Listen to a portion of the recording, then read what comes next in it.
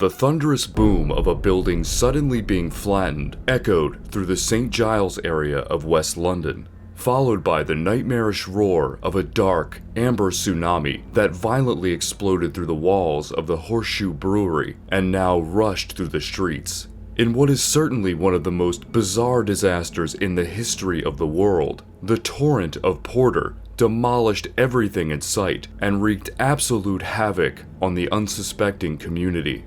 The nearly unbelievable disaster, known as the London Beer Flood of 1814, leveled homes and businesses, took the lives of panicked residents, and left the city in shock. Sitting at the corner of Tottenham Court Road and Oxford Street, the Horseshoe Brewery was established in 1764 and was quite successful through the remainder of the 18th century and into the 19th. In 1809, the brewery was purchased by Henry Mew under his company Henry Mew & Co., which was already affiliated with other large breweries in London. Under his leadership, the Horseshoe Brewery grew to the 6th largest producer of porter beer in London, and by 1811, annual production of porter reached over 103,000 barrels per year.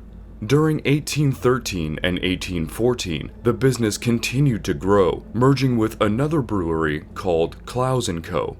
At the time, the porter beer, an aged, dark-colored beer, was the most popular alcoholic drink in London, and the only product produced by the Horseshoe Brewery.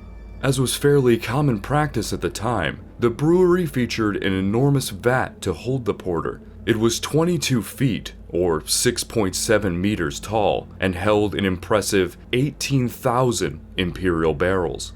While the immense size of the vat allowed them to brew a lot of beer, function wasn't its only purpose. The porter vats also served as a tourist attraction, which helped lend credibility and popularity to the owners of them. Beginning in 1763, vats that held up to 1,500 barrels went into common use and grew larger and larger as a result of the attention they brought. That is, until it reached its tipping point in 1814. The brewery was located in a squalid neighbourhood known as Saint Giles Rookery. The neighbourhood, which was home to mostly Irish immigrants living in poverty, took on several nicknames, including Little Dublin or the Irish Rookery. The residents were desperately poor and lived in dilapidated homes. The Saint Giles Rookery was known as one of Britain's worst slums.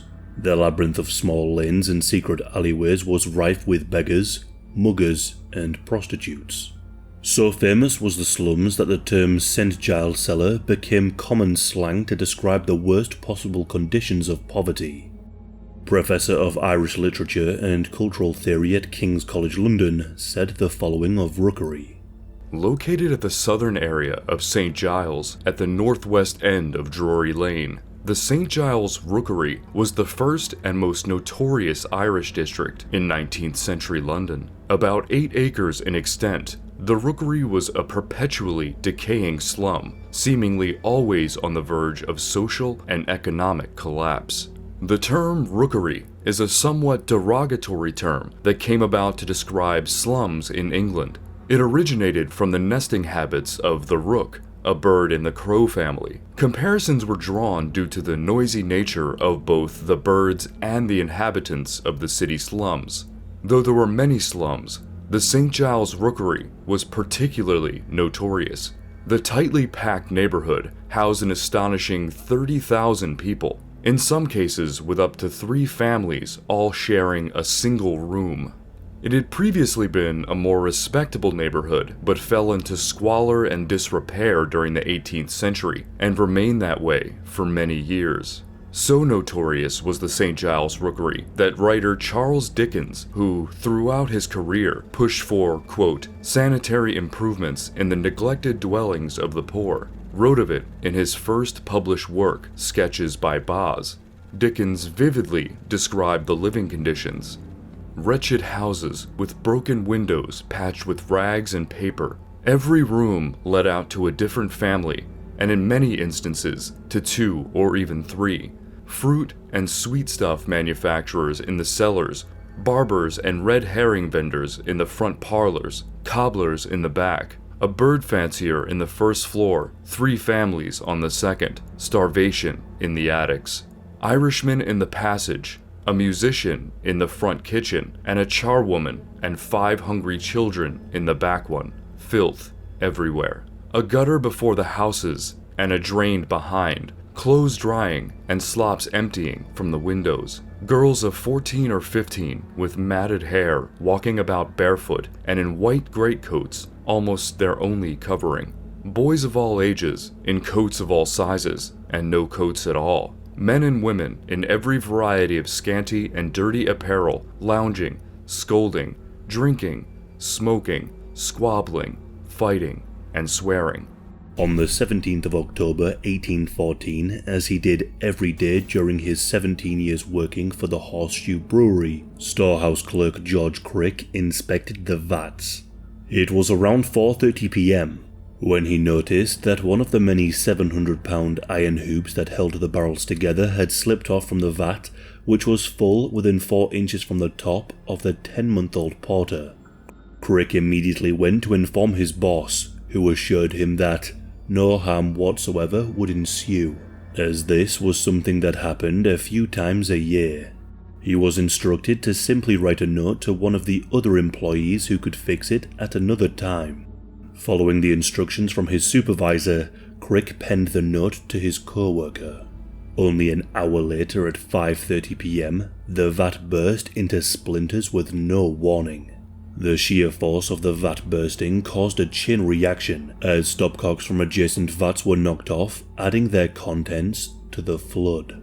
The tsunami of beer containing up to 320,000 imperial gallons erupted from the vats, and did so with so much force that it demolished the brewery's 25-foot tall wall, which was 2.5 bricks thick. Bricks from the wall were thrown onto neighbouring roofs. 14-year-old barmaid for the Tavistock Arms, Eleanor Cooper, who was scoring pots just outside the wall, was instantly killed. The dark porter raged through the streets, demolishing buildings and devastating everything in its path. Mary Banfield and her young daughter Hannah were swept into the flood while they had tea at their home. The deadly deluge claimed both of their lives. 5 other victims who were claimed in the disaster include individuals mourning the death of a 2-year-old child. At the time, they were having a wake in the basement of one of the homes. Additionally, a 3-year-old child by the name of Sarah Bates was found dead in another home on New Street. The 15-foot tidal wave of hot, fermenting beer, carrying shattered wood, bricks, and other heavy debris and building material, slashed through the streets of the slum. With the landscape of the area being almost completely flat, the beer raced unobstructed over the terrain, not to mention the added danger of the Saint Giles Rookery being severely overcrowded and run down already. Those in the path had nowhere to escape to. Residents on the ground floor of dwellings that were not immediately destroyed climbed onto furniture to escape the flooding. Those unfortunate enough to be in the basements of their homes stood little chance. Though it would have felt like a lifetime to those in its path, the torrent ended quickly, but left behind unrecognizable ruins and waist-deep amber-black liquid. The damage was extensive. The London Morning Post described the aftermath. The surrounding scene of desolation presents a most awful and terrific appearance, equal to that which fire or earthquake may be supposed to occasion. Rescue efforts began immediately after the chaos died down. Neighbors unharmed by the surge began seeking survivors in the rubble. Emergency services quickly arrived at the scene. Bystanders were urged to be quiet so rescuers could locate the sources of the screams and moans of those trapped. Rumors began spreading after the disaster, likely by those prejudiced against the Irish or those simply wishing to make levity of the tragedy, that residents eagerly rushed the scene after the flood to collect the beer in pots and pans. Some even went so far as to say there was mass drunkenness and alcohol poisoning. However, the most reputable accounts of the aftermath depicted the residents responding with bravery and calm to assess the scene and rescue victims. In the days immediately following the event, watchmen of the bar charged money for spectators to come and see the burst vat amid the ruins of the brewery. Also, just 2 days after the flood, on the 19th of October, a coroner's inquest was held. The jurors were taken to the brewery to witness the destruction. After interviewing witnesses, including the brewery's employee George Crick and the owner of the Tavistock Arms, Richard Hawes, the jurors returned their verdict. They found that those who had died had lost their lives casually, accidentally, and by misfortune. The official verdict of the Inquisition was that the event was an act of God. The owners of the brewery were not responsible for having to pay any compensation. In fact, after a private petition to Parliament, they were granted forgiveness for £7,250 in tax, which meant while they already paid that amount in taxes on the product lost, they would be forgiven on that tax on future product manufactured. While the disaster lost the company $23,000, the tax forgiveness helped them to avoid bankruptcy. In all, 8 individuals died in this horrible disaster. Because of the situations most residents of the Saint Giles Rookery lived in, the men and boys generally worked hard, manual jobs elsewhere in the city and were therefore away when it occurred. As a result, most of the victims of this catastrophe were women and young girls. The bodies of the victims were put on display in the days following the disaster so that Londoners could come to pay their respects and provide donations to help with the cost of their funerals. It's said that the stench of beer lingered for several months, serving as a constant, solemn reminder of the freak tragedy that befell the Saint Giles Rookery.